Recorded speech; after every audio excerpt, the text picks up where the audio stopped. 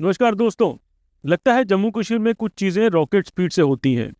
बस शर्त यह है कि वो चीज़ें आम जनता के लिए ना नहीं हो, क्योंकि जहां आम आदमी, डेली वेजर्स, एसपीओ या कंट्रेक्चुअल वर्कर अपनी रेगुलराइजेशन के लिए साल दर साल फाइल के नीचे दबे पड़े हैं, वहां हमारे ऑनरेबल एमएलएज और मिनिस्टर्स के लिए तो एक अलग ही एक्सप्रेस लेन खुली लगती है।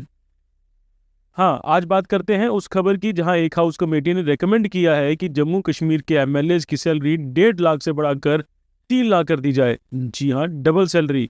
और सिर्फ इतना ही नहीं, 75 लाख का हाउसिंग लोन, 25 लाख का कार एडवांस और साथ में सीएम और मिनिस्टर के पर्क्स और पेंशन में भी हाई का प्रपोजल।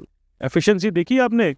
अब जरा ये एफिशिएंसी कंपेयर करते हैं उन कमेटीज से जो डेली वेजर्स, कैजुअल वर्कर्स और एसपीओज के इशू पर बनी थी।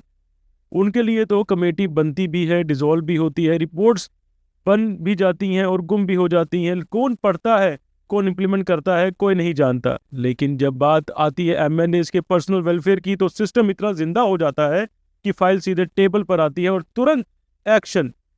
अब सवाल ये उठता है, ये मोरल और कॉन्स्टिट्यूशनल ड्यूटी किसकी है?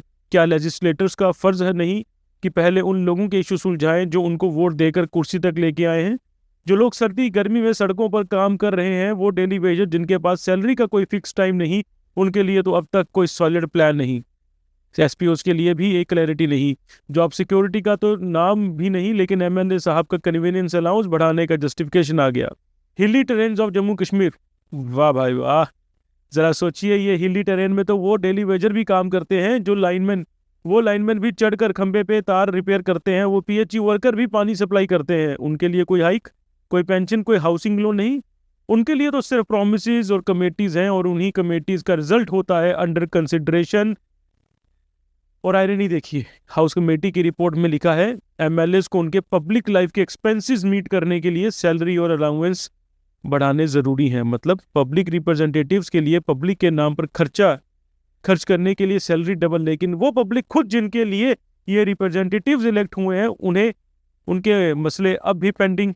क्या हमारे लेजिस्लेटर अपनी सैलरी बढ़ाने से पहले एक बार भी सोचते हैं कि जम्मू कश्मीर के हजारों कॉन्ट्रैक्चुअल एम्प्लॉयज पिछले कई सालों से रेगुलराइजेशन का इंतजार कर रहे हैं? क्या उन्होंने कभी अपने हाउस में रेजोल्यूशन पास करने की अर्जेंसी दिखाई उन लोगों के लिए? और ये बात सिर्फ डेली वेजर्स तक सीमित नहीं। Reservation policy, promotion rules, casual labourers, need based workers, सब एक इशू की तरह से पॉलिटिकल पिंग पोंग बन गए हैं। हर इलेक्शन से पहले हम उन्हें रेगुलराइज करेंगे का प्रॉमिस, और हर इलेक्शन के बाद वही साइलेंस। लेकिन जब बात आती है खुद के पर्क्स और अलाउंसेस की, तो 24 घंटे में रिकमेंडेशन से अप्रूवल तक पहुंच जाती है बात। पैनल की रिपोर्ट में लिखा गया, the role of a legislator is full time responsibility, has they find it difficult to meet growing expenses associated with the public duties. अरे वाह। तो क्या daily wager, lineman, teacher, PDD worker part time काम करता है? क्या वो भी फुल टाइम है? क्या उनके घर के खर्चे नहीं बढ़े? क्या उनके बच्चों की स्कूल फीस, बिजली बिल, दवा सब सस्ती हो गई हैं? ये सिस्टम किस एंगल से पब्लिक वेलफेयर का मॉडल दिखाता है? एक तरफ सरकार के पास पैसे नहीं है 60,000 डेली वेजर्स को रेगुलराइज करने के लिए, दूसरी तरफ एक एमएलए के लिए 75 लाख का हाउसिंग लोन और 25 लाख का कार एडवांस एसेंशियल है। और फिर जब पब्लिक सवाल करती है तो जवाब मिलता है, कमेटी बना दी गई है जनाब, मगर उस कमेटी का रिपोर्ट कब आएगा, कब इंप्लीमेंट होगा, कोई टाइम फ्रेम नहीं। लेकिन एमएलए सैलरी हाई कमेटी, उसने रिपोर्ट दी, हाउस में टेबल हुई और अब अप्रूवल के लिए रेडी। एफिशिएंसी सिर्फ तब होती है जब इशू सेल्फ बेनिफिशियल हो। आज अगर आप जम्मू और कश्मीर के किसी भी डिस्ट्रिक्ट में चाहें, जम्मू हो या सांबा, राजौरी हो या कुपवाड़ा, आपको हर जगह एक आवाज़ मिलेगी, रेगुलराइजेशन कब होगी, सैलरी कब मिलेगी, कॉन्ट्रैक्ट रिन्यू कब होगा या नहीं होगा। लेकिन इन सवालों का जवाब किसी फाइल में नहीं मिलता, सिर्फ हेडलाइंस पे मिलता है, panel recommends doubling MLA salaries.